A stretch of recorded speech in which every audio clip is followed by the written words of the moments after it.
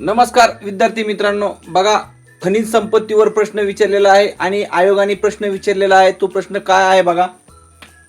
नागपूर आणि चंद्रपूर जिल्ह्यात dash dash प्रकारचा कोळसा आढळतो.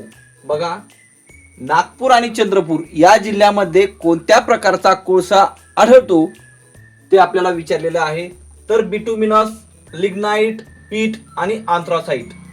तर याचं योग्य उत्तर आहे बिटुमिनस.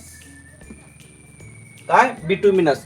तर मला तुम्ही सर्वांनी कमेंट करून सांगा की यामध्ये उच्च दर्जाचा कोळसा कोणता आहे आणि कमी दर्जाचा कोणता कोळसा आहे ते मला उच्च दर्जा आणि निम्न दर्जा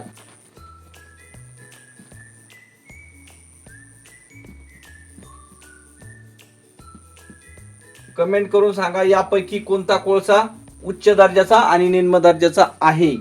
आणि त्यानंतर विद्यार्थी मित्रांनो, बिटुमिनस वीज निर्मितीसाठी आणि उद्योगधंद्यासाठी कोणता कोळसा वापरतात? तर बिटुमिनस. कोणता? बिटुमिनस.